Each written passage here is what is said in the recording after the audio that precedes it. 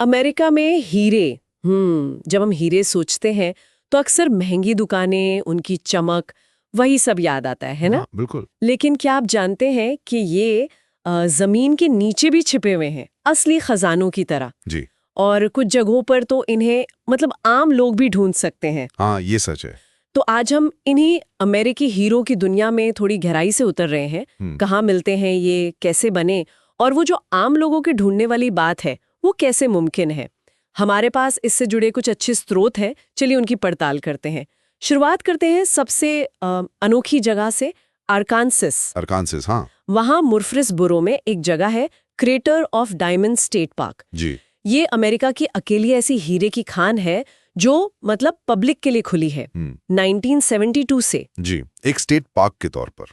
और यहाँ की सबसे कमाल की बात पता है क्या है? वो फाइंडर्स कीपर्स पॉलिसी, मतलब जो ढूंढे सो पाए। हाँ, ये बहुत मशहूर है। आप फावड़े ले जाइए, छलनी ले जाइए, या बस अपने हाथों से ही मिट्टी खोदिए और हीरे ढूंढिए। है ना रोमांचक? बिल्कुल। बस वही भारी मशीनें, औजार अलाउड नहीं है। हाँ, वो नहीं। लेकिन सोचिए, रोजाना औसतन 1 या 2 हीरे मिल जाते हैं वहाँ। जी, ये आंकड़ा काफी स्थिर रहा है। अविश्वसनीय लगता है कि आम लोग जाएं और सच में हीरा ढूंढ लाएं। अब तक करीब 35,000 हीरे मिल चुके हैं वहाँ। हाँ, छोटी बड़ी साइज के मिलाकर। और इनमें सबसे मशहूर वो 1924 वाला है ना, अंकल सैम हीरा। हाँ, अंकल सैम, 40.23 कैरेट का। 40 कैरेट। कैरेट मतलब हीरे के वजन की इकाई होती है, और वो अब स्मिथसोनियन म्यूजियम में है। जी बिल्कुल। भूवैज्ञानिक नजरिए से देखें तो ये जगह बहुत खास है। कैसे? मतलब यहाँ हीरे आए कहाँ से? देखिए, यहाँ हीरे मिलना कोई आम बात नहीं है।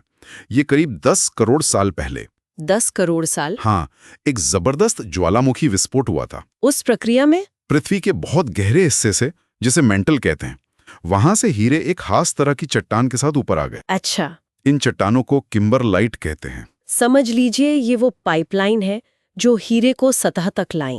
ओके। तो ये पार्क आम लोगों को भूविज्ञान और वो खोज का जो रोमांच है उसका सीधा अनुभव देता है। ऐसा अनुभव कहीं और मिलना मुश्किल है। सही बात है। तो ये तो हुआ आरकानसस का अनुभव, जहां कोई भी जा सकता है। लेकिन क्या अमेरिका में मतलब प्रॉपर कमर्शियल माइनिंग, बड़े पैमाने पर हीरे निकालने की कोशिशें भी हुई हैं? हाँ, हुई है। एक मुख्य उदाहरण है कोलोराडो व्योमिंग बॉर्डर पर कैल्सी लेक डायमंड माइन। कैल्सी लेक, ये कब की बात है? ये ज्यादा पुरानी नहीं, 1996 से 2001 तक चली थी ये खान। अच्छा, सिर्फ 5-6 साल? हाँ। यहाँ भी वैसे ही किम्बरलाइट पाइप्स थे? जी हाँ, 2 किम्बरलाइट पाइप से माइनिंग हुई और यहाँ से भी अच्छी क्वालिटी के हीरे मिले थे। ओह, जैसे कि कोई बड़ा हीरा मिला था? हाँ, उनमें सबसे बड़ा एक 28.3 कैरेट का पीला हीरा था। पीला हीरा? जी, जो उस वक्त करीब $87,500 में बिका था। तो फिर ये खान बंद क्यों हो गई अगर हीरे मिल रहे थे तो? कई कारण थे। कुछ तो आर्थिक दिक्कतें थीं और फिर जमीन के मालिकाना हक और रॉयल्टी वगैरह को लेकर कानूनी पछड़े भी खड़े हो गए। अच्छा, कानूनी विवाद। हाँ, तो इन सब वजह से 2001 में इसे बंद करना पड़ा। ये दिखाता है कि व्यावसायिक खनन कितना पेचीदा है। सिर्फ हीरे मिलना ही काफी नहीं होता। उन्हें निकालना, प्रोसेस करना, बेचना, इसका पूरा अर्थशास्त्र बहुत जटिल है, खासकर जब दुनिया में डी बियर्स जैसी बड़ी कंपनियां पहले से मौजूद हों। सही। तो ये आरकानसस वाले अनुभव से एकदम अलग कहानी है। बिल्कुल। वो पब्लिक पार्क है, ये एक बिजनेस था जो चल नहीं पाया। अच्छा, अब एक और दिलचस्प जगह पर चलते हैं, न्यूयॉर्क। न्यूयॉर्क, वहां भी हीरे? हाँ, पर एक ट्विस्ट के साथ। न्यूयॉर्क के हर्किमर इलाके में मिलते हैं हर्किमर डायमंड्स। मैंने इन्हें कोट्स में इसलिए कहा क्योंकि ये असल में हीरे हैं ही नहीं। अच्छा, तो फिर क्या है ये? ये असल में क्वार्ट्ज क्रिस्टल है। क्वार्ट्ज? हाँ। लेकिन ये इतने ज्यादा साफ होते हैं और इनकी बनावट खास होती है।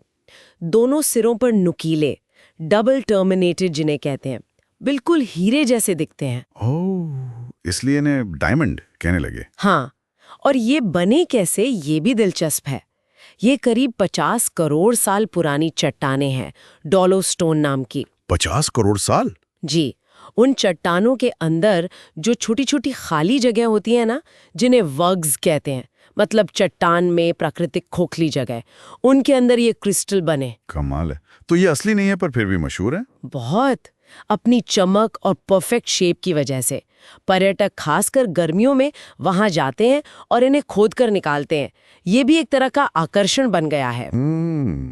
ये दिखाता है कि किसी चीज की वैल्यू हमेशा उसकी असलियत या कीमत से नहीं जुड़ी होती। कभी-कभी खूबसूरती और अनुभव ज्यादा मायने रखते हैं। सही कहा। तो क्या अमेरिका में हीरे की खोज बस इन्हीं 3 मुख्य जगहों आकांसस, कोलोराडो, व्योमिंग और न्यूयॉर्क के इन नकली हीरो तक ही सीमित है या और भी जगहें?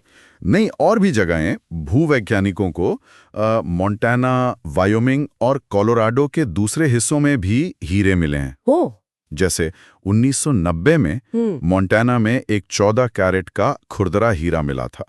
उसे लुइस एंड क्लार्क डायमंड नाम दिया गया। 14 कैरेट, वो भी काफी बड़ा है। हाँ, इसके अलावा अलास्का, मिनेसोटा और यहाँ तक कि कैलिफोर्निया गोल्ड कंट्री जैसे इलाकों में भी संभावनाएं देख रहे हैं, सर्वे वगैरह चल रहे हैं। लेकिन व्यावसायिक उत्पादन, मतलब बड़े पैमाने पर माइनिंग, वो कहीं और शुरू नहीं हुई अब तक, सही है? बिल्कुल, अब तक तो नहीं। ये बात फिर वहीं आ जाती है कि जमीन में हीरे मिलना एक बात है और उन्हें आर्थिक रूप से फायदेमंद तरीके से निकालना और बेचना वो बिल्कुल दूसरी बात है।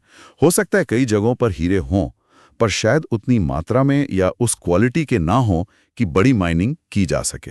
समझ गया। अच्छा, वापस अगर आरकांसस के क्रेटर पार्क पर लौटे, तो वो सिर्फ हीरे ढूंढने की जगह नहीं है ना? स्रोत बताते हैं कि वो एक तरह का अनुभव केंद्र बन गया है। हाँ, बिल्कुल। परिवारों के लिए, बच्चों के लिए, यहाँ तक कि रिसर्चर्स के लिए भी। कुछ लोगों ने ये भी कहा कि वो मिट्टी खोदने का जो काम है, वो अपने आप में बड़ा शांत, मेडिटेटिव जैसा अनुभव होता है। हाँ, ये बात भी है। देखिए, ये प्रकृति पर्यटन और भूविज्ञान की शिक्षा का एक बहुत अच्छा संगम है। कैसे? वहाँ एक विजिटर सेंटर है जहाँ जानकारी मिलती है। कभी-कभी वो पुराने खनिकों की तरह खुदाई करके दिखाते हैं और अगर आपको कोई पत्थर मिलता है, आपको लगता है ये हीरा हो सकता है, हाँ, तो वहाँ एक्सपर्ट्स हैं जो उसकी पहचान करने में मदद करते हैं, फ्री में। अरे वाह, ये तो बढ़िया है। तो ये सारी चीजें मिलकर उस अनुभव को खास बनाती हैं और ये हमें सिखाता है कि जमीन से निकली चीजों का महत्व सिर्फ उनकी बाजार की कीमत में नहीं है, बल्कि उनसे मिलने वाले ज्ञान, अनुभव और प्रकृति से जुड़ने का जो मौका मिलता है, उसमें भी है। बिल्कुल सही। तो अमेरिका में ये हीरे की कहानी सिर्फ भूविज्ञान या व्यापार की नहीं है। नहीं, ये व्यक्तिगत खोज की कहानी है, रोमांच की है, पर्यटन की है और जमीन से एक अनोखे रिश्ते की भी है। एकदम सही कहा। और यहाँ हम श्रोताओं के लिए शायद एक विचार छोड़ सकते हैं जरूर। कि ये जो खोजें हैं, चाहे वो आरकांसस में हो या कहीं और, ये हमें हमारे पृथ्वी के गहरे इतिहास के बारे में और उसकी सतह पर जो अनगिनत आश्चर्य बिखरे पड़े हैं, उनके बारे में क्या सिखाती हैं? क्या ऐसी और भी अनदेखी जगहें हो सकती हैं जहां धरती अपने ऐसी अनमोल रहस्य बस छुपाए बैठी है और किसी के खोजने का इंतजार कर रही है?